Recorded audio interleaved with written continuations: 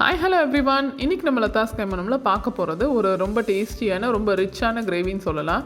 ஒரே ஒரு காலிஃப்ளவர் இருந்தால் போதும், நம்ம நான் ரோட்டி புலாவ் இதுக்கெலாம் ரொம்ப டேஸ்டியான ஒரு சைட் டிஷ் நம்ம ரெடி பண்ணிடலாம். காலிஃப்ளவரை வச்சு இந்த சைட் டிஷ் ட்ரை பண்ணிவிட்டு எப்படி இருக்குதுங்கிறது சொல்லுங்கள். இன்றைக்கி நான் காலிஃப்ளவர் நல்ல சின்ன சின்ன பீசஸாக நான் கட் பண்ணி வச்சுருக்கேன்.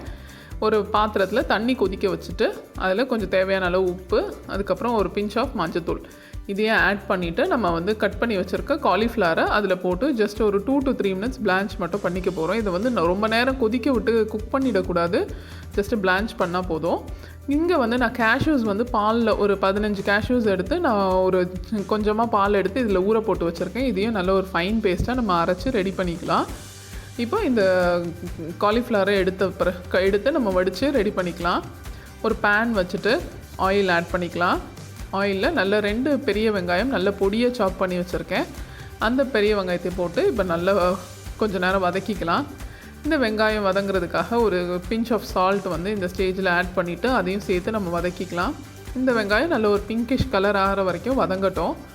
இந்த ஸ்டேஜில் நான் இப்போ ஆட் பண்ணுறது இஞ்சி பூண்டு கூட பச்சை மிளகாவும் சேர்த்து அரைச்சி வச்சுருக்கேன். நல்லா ஃப்ரெஷ்ஷாக அரைச்சி போட்டால் ரொம்ப ஃப்ளேவர் சூப்பராக இருக்கும். ஸோ அதனால் நான் இப்போ கிரைண்ட் பண்ண இஞ்சி பூண்டு பச்சை மிளகா விழுது ஒரு 2 டேபிள் ஸ்பூன் அளவுக்கு இதில் ஆட் பண்ணிவிட்டு நல்லா அதை நம்ம மிக்ஸ் பண்ணிக்கலாம். வெங்காயத்தோடு நல்லா அது வதங்கட்டும். சேர்ந்து வெங்காயத்தோடு இது சேர்ந்து வதங்கும் போது நல்ல ஒரு அரோமா கொடுக்கும் நம்மளோட கிரேவிக்கு.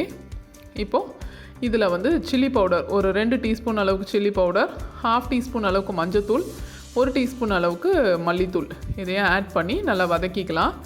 இந்த பச்சை ஸ்மெல் போகிற அளவுக்கு ஒரு 30 செகண்ட்ஸ் மட்டும் வதக்கிட்டு இது கூட நான் இப்போ 2 தக்காளியை இதே மிக்சியில் பேஸ்ட் பண்ணி இப்போ நான் ஆட் பண்ணிக்க போகிறேன். ஸோ இந்த தக்காளி இதில் ஆட் பண்ணிவிட்டு நல்லா பேஸ்ட் பண்ணி எடுத்துகிட்டு வந்துடலாம். ஜஸ்ட்டு ப்ளெயினாக பேஸ்ட் பண்ணிவிட்டு நல்லா இதில் ஆட் பண்ணிடலாம். நம்ம கிரேவியோடு சேர்த்து ஆட் பண்ணிடலாம். ஆட் பண்ணிவிட்டு நம்ம அதையும் சேர்த்து குக் பண்ணிக்கலாம். மசாலாஸ் ரொம்ப நேரம் தீய விட்டுறக்கூடாது, ஸோ அதை கேர்ஃபுல்லாக பார்த்துக்கோங்க. ஸோ இப்போ தக்காளி ஆட் பண்ணி ஒரு 2 minutes நல்லா வதக்குனதுக்கப்புறமா தேவையான அளவு உப்பு, இந்த கிரேவிக்கு தேவையான அளவு உப்பு ஆட் பண்ணிக்கலாம்.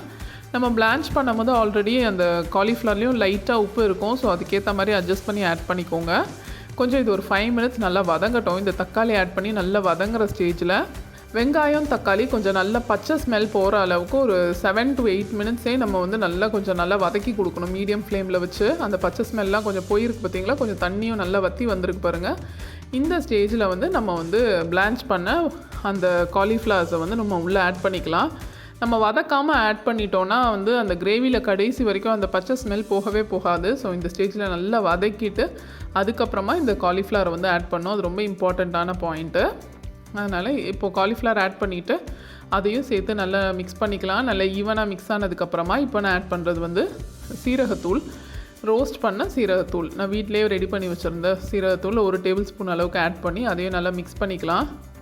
நல்லா மிக்ஸ் பண்ணி விட்டுட்டு அதுக்கப்புறமா நம்ம தண்ணி, நமக்கு எந்த அளவு தண்ணி வேணுமோ அந்த மாதிரி தண்ணி ஆட் பண்ணிக்கலாம். நான் இன்றைக்கி மிக்ஸி அலசின தண்ணி எடுத்து வச்சுருக்கேன். ஸோ அதை சேர்த்து நான் இப்போ ஆட் பண்ணிக்கிறேன். இந்த மாதிரி நமக்கு எந்த அளவுக்கு கிரேவி தேவைப்படுமோ அந்த அளவுக்கு நம்ம தண்ணி இந்த ஸ்டேஜில் நம்ம ஆட் பண்ணி ஜஸ்ட் ஒரு கொதிக்க விட்டுறலாம். ஒரு 7 to 8 minutes நல்லா கொதிக்கட்டும். அதுக்குள்ளே நம்ம அந்த கேஷ்யூ பேஸ்ட்டு ஊற போட்டிருந்தோம் இல்லையா, அதையும் நான் அரைச்சி எடுத்துகிட்டு வந்துட்டேன். ஸோ இந்த மாதிரி நல்லா கொதித்ததுக்கப்புறமா இந்த கேஷ்யூ பேஸ்ட் நல்லா ஃபைனாக அரைச்சிக்கணும். இது நல்ல ஃபைன் பேஸ்ட்டாக இருந்தால் தான் நம்ம கிரேவிக்கு ஒரு நல்ல ஒரு ரிச் கலர் அண்ட் டெக்ஸ்டர் கொடுக்கும் இது.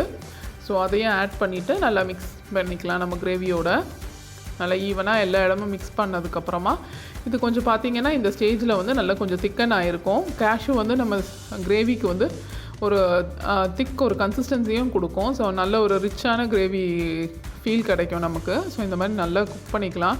நம்ம கேஷ்யூ பேஸ்ட் ஆட் பண்ணிவிட்டு அதுக்கப்புறமா ஒரு 5 to 7 minutes நல்லா சிம்மில் வச்சுட்டு கொதிக்க விட்டுடலாம்.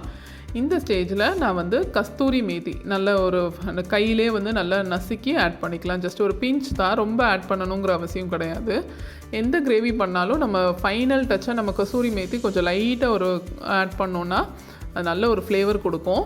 ஸோ இந்த மாதிரி கஸ்தூரி மேத்தியும் ஆட் பண்ணிவிட்டு ஜஸ்ட்டு நம்ம ஆஃப் பண்ணுறதுக்கு ஒரு 2 minutes பிஃபோர் நம்ம ஆட் பண்ணால் கரெக்டாக இருக்கும். ஸோ அந்த மாதிரி ஆட் பண்ணிவிட்டு நல்லா மிக்ஸ் பண்ணி விட்டுறலாம். நமக்கு வேணும்னா நான் இந்த ஸ்டேஜில் ஃபைனலாக நம்ம க்ரீம் மிக்ஸ் பண்ணிக்கலாம். நான் இன்றைக்கி ஒரு ரிச்சான கிரேவி அப்படிங்கிறதுனால கொஞ்சம் லைட்டாக ஒரு 2 டேபிள் ஸ்பூன் அளவுக்கு க்ரீம் எடுத்து வச்சு இப்போ மிக்ஸ் பண்ணியிருக்கேன். மேலே டெக்கரேஷன்ஸ்க்கும் நான் வந்து க்ரீம் யூஸ் பண்ணியிருக்கேன்.